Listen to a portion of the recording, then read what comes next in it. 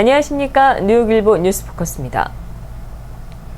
김영진 동포처 신설 뉴욕추진위원장은 표가 있는 곳에 공약이 있고 정책이 있고 예산이 있다.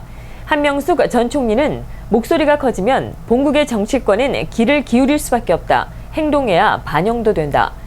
6일 열린 한명숙 전 국무총리 초청 뉴욕 동포 간담회에서 오간 내용입니다. 한명숙 전 국무총리가 뉴욕 한인사회를 방문했습니다.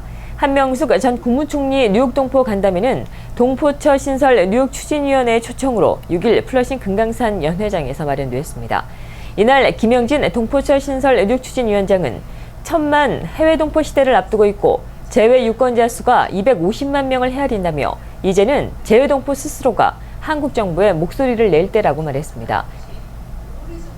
한명숙 전 국무총리는 재외 동포들의 위상이 달라진 만큼 동포처의 신설은 꼭 필요한 사안이라고 못 봤고 현재 재외 동포 재단이 있기는 하지만 사실상 예산이나 전문성을 볼 때 유명무실하다며 재외 동포 수나 재외 참정권이 주어진 현 상황에서 동포처의 신설은 시의적절한 시점이라는 의견을 밝혔습니다.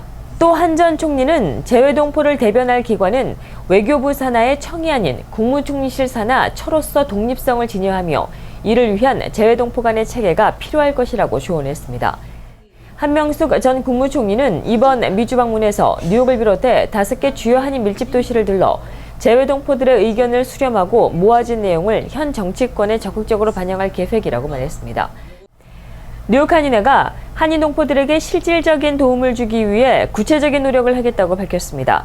뉴욕 한인회는 4일 33대 후반기 이사회를 개최하고 후반기 주요 사업 계획을 확정지었습니다.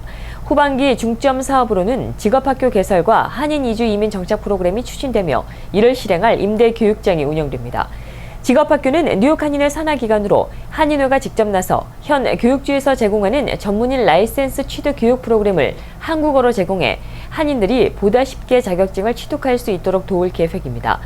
우선적으로 약사 보조사 시험 준비반과 보험면허, 식품위생교육, 시민권 시험 준비반, 한국어 교육, 부동산 에이전트 교육 등이 프로그램으로 준비됩니다. 한인 이주 이민 정착 프로그램은 뉴욕에 새롭게 이주 또는 이민하는 한인들을 뉴욕 한인회가 나서서 돕는 것으로 창업과 취업 등을 지원할 방침입니다. 이날 이사회는 이 같은 프로그램에 대해 뉴욕 한인회관을 본 교육장으로 운영하되 한인 밀집 지역에도 임대 교육장을 둬 교육의 편의를 제공하기로 결정했습니다. 이날 이사회는 또 뉴욕 한인회 보이스카우트 운영에 관한 사업도 운영하기로 결정했으며 뉴욕 한인회 보이스카우트는 8월 중 광고를 통해 단원을 모집하고 9월 발단식을 진행해 본격적으로 진행될 예정입니다. 이 밖에도 이날 이사회는 총 51만 5천여 달러에 달하는 뉴욕 한인회 후반기 회관 예산과 51만 9천여 달러에 달하는 사무국 예산안을 인준했습니다. 2015년 신형 제네시스 시승과 쇼케이스 행사가 개최됐습니다. 7월 15일에 이어 8월 4일 트럼프 내셔널 골프클럽에서 진행된 이날 행사는 뉴욕과 뉴저지 VIP 100여 명이 참석해 더 강력해지고 안전해진 현대 프리미엄 세단 2015년 신형 제네시스를 경험했습니다. 행사를 통해 소개된 2015년 신형 제네시스의 가장 눈에 띄는 점은 안전성입니다.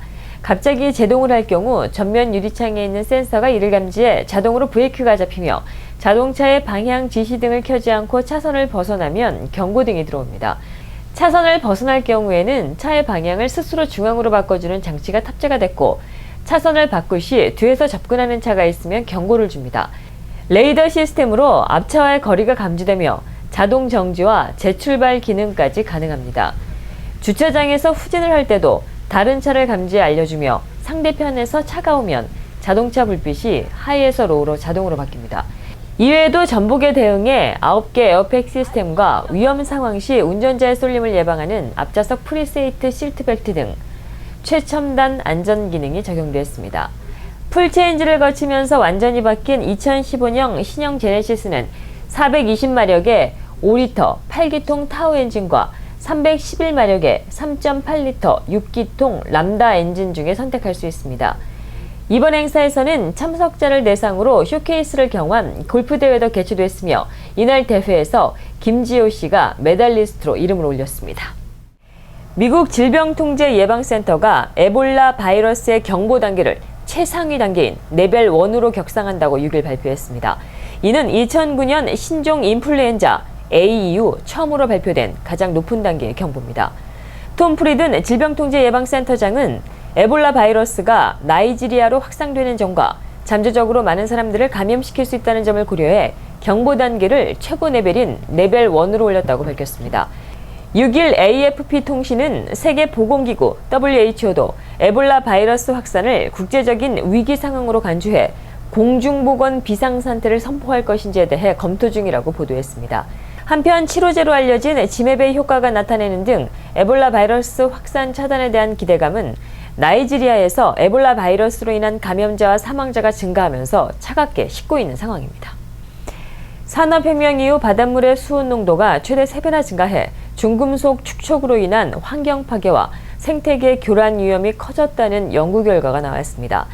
대표적인 환경 파괴 중금속인 수은은 발전소와 광산업의 채취, 하수도 등을 통해 바다로 유입되다가 어류 등을 통해 인체에 누적되기 때문에 오염의 진행을 막는 노력이 시급한 것으로 지적됐습니다.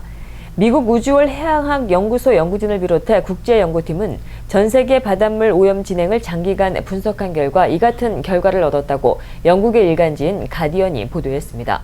영국의 사우샘프턴 대학의 사이먼 복설 박사는 이번 연구 결과는 어류 섭취를 중단해야 할 정도는 아니지만 미래에 다가올 바다 오염에 대한 경고로서 의미가 있다고 밝혔습니다. 이상으로 뉴스포커스를 마치겠습니다. 시청해주신 여러분 고맙습니다.